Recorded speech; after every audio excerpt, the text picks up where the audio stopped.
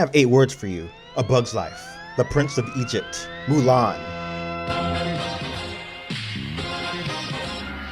So generally speaking, 1998 was one of the best years of all time for music, TV, movies, and video games, at least for that decade. Here's why. So 1998 was the year of the tiger, but the United Nations also decided that it would be the International Year of the Oceans, basically to promote more education and awareness of the thing that takes up 70% of our Earth, the ocean. And because she low-key dominates everything that we do, from the food that we eat, climate change, to the air we breathe. The ocean's nothing to mess with. And people need to be reminded, just like people need to be reminded about 1998. What else the sea dominated that year? The Titanic.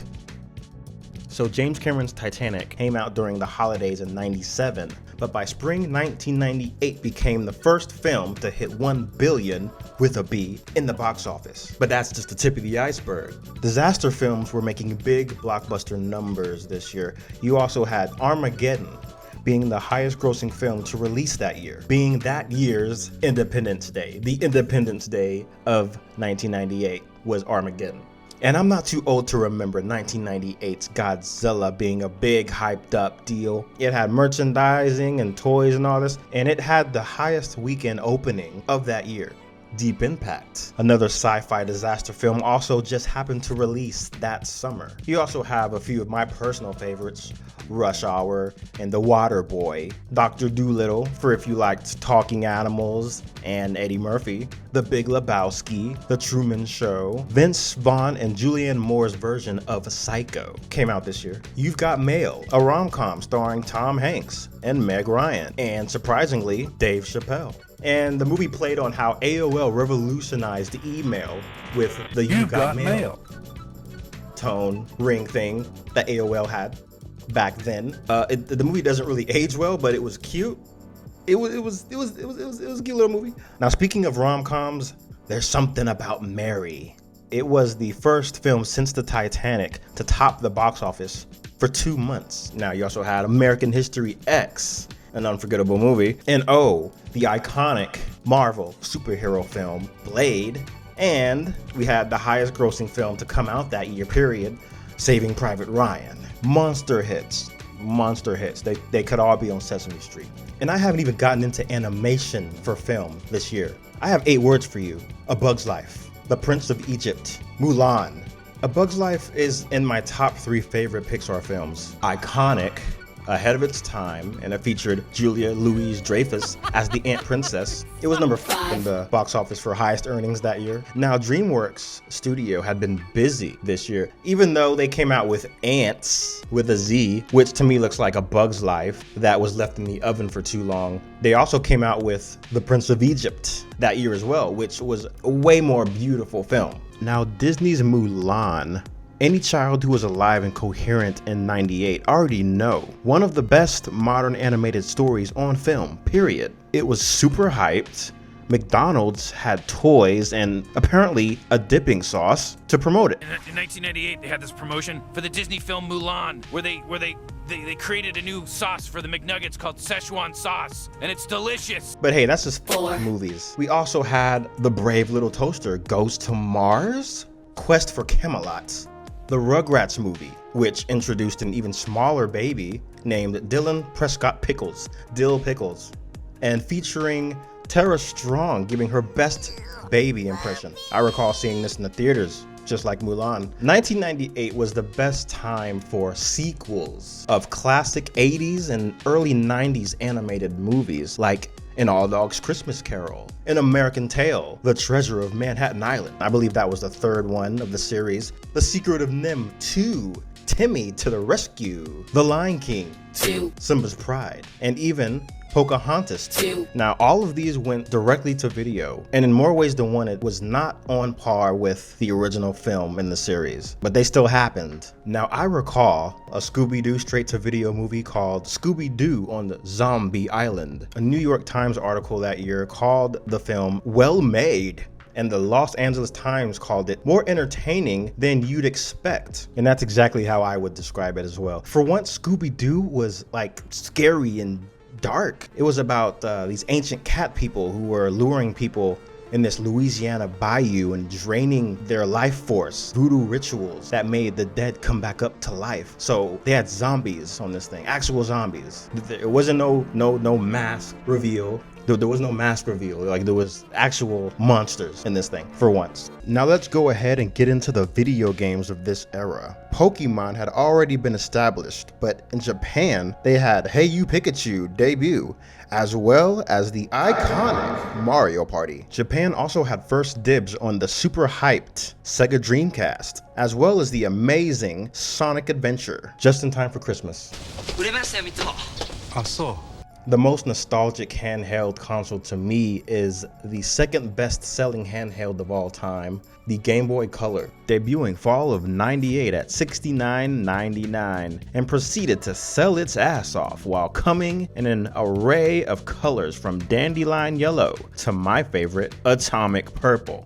So The Legend of Zelda Link's Awakening DX came out this year. It was the same as the original Link's Awakening game, but in color. To have a previously black and white Game Boy game redistributed in color was a big deal back then. As if that wasn't enough, Nintendo came out with the Game Boy printer and the Game Boy camera, a camera on something you could just stick into your pocket, stick it in your pocket, stick it. This was some revolutionary shit Nintendo was doing. In 1998, Nintendo graced us with some of my absolute favorites, Banjo-Kazooie and the life-changing epic Ocarina of Time. More iconic game favorites of that year include Tekken 3, Metal Gear Solid, Crash Bandicoot 3, Spyro the Dragon, all brought to you by the equally revolutionary, iconic PlayStation. Oh, and you also had games like Yoshi's Story, Gex, Enter the Gecko, Resident Evil 2, Half-Life, and the best NFL simulation money can buy, says Hyper Magazine, Madden 99.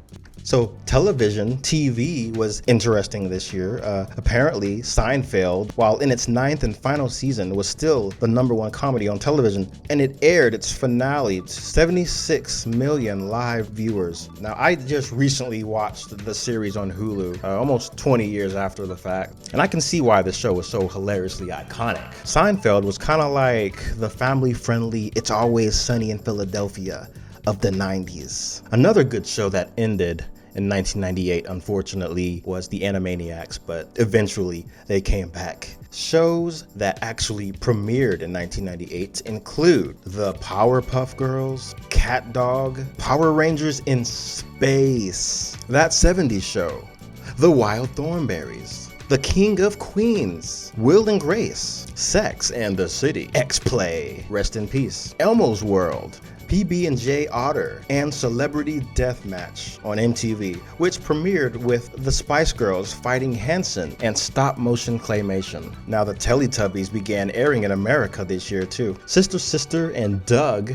went into syndication, and Sprite commercials were doing the most. It's time for us to unite. See the light. Universal light. I also learned about Voltron around this time. As a kid who was into Power Rangers and Megazords, I was intrigued. Now, I didn't forget about this year in music. Icons were both making their start and re-establishing themselves this year while topping the charts. Lauryn Hill released her legendary, iconic album, The Miseducation of Lauryn Hill, in '98. Elton John was knighted by Queen Elizabeth and became Sir Elton John. Tatiana Ali, Ashley Banks, happened to release her debut album and had a single in the top 100 called Make Up Your Mind. No, it was called Daydreaming. Britney Spears debuted one of the best-selling singles of all time, Baby One More Time. On the top 100 songs of 1998, we had songs called Getting Jiggy With It, Tub Thumping, Everybody, Backstreet's Back. Alright, that duet by Brandy and Monica, The Boy Is Mine, was at the top of the Hot 100 Billboard for 3 months.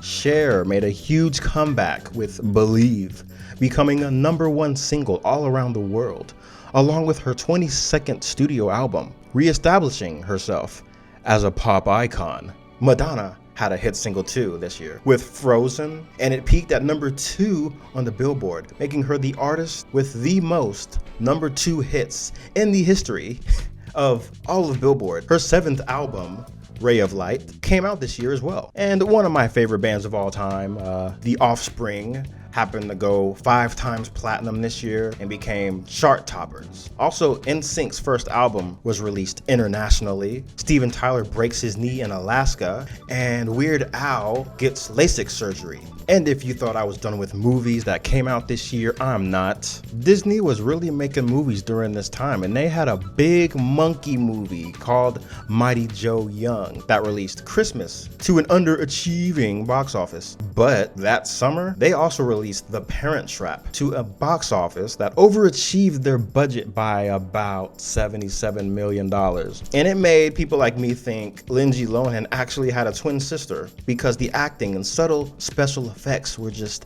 that good.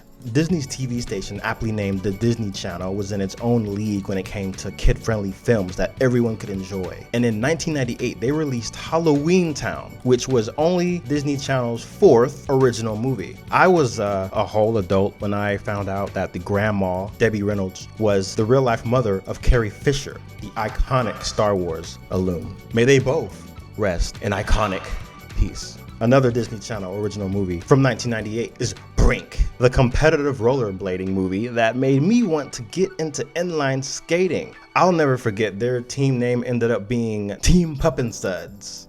Not associated with the Disney Channel, Disney also put out a made-for-TV movie called My Date with the President's Daughter, and it starred Ron Stoppable's voice actor Will Friedle. Huh? Not too bad, huh? That's real cool, Duncan. The babes will be all over you. And Casper the Ghost meets Hilary Duff in a movie called Casper Meets Wendy. Some more 1998 movies that caught my interest were Night of the Roxbury, The Mask of Zorro, Bride of Chucky, The Players Club, Fear and Loathing in Las Vegas, The Faculty, Lethal Weapon 4, Jet Li kicking everyone's ass as the villain, the movie, and The Wedding Singer. So in general, 1998 was just a bright, hopeful year with good vibes. Technology was evolving like Pokemon. The bar of quality was being raised like the water in the ocean. And we were moving into the future. We were all excited about the year 2000, which was right around the corner. People definitely seemed happier. There was less of a feeling of existential dread overall. Iconic artists like Britney had their starts this year, and OG artists like Cher were reminding us that, hey, they're still here and they still got it. Even Prince came out with some new music, as he always did, because he was leaking brilliance. Every year he had music. The main reason 1998 is the best year of the 90s might be because 1999 was the next year. 1999 was basically 1998 part 2. 99 was a pretty great year as well, but hey, that's another video, isn't it? Thanks for watching this one. You will see more.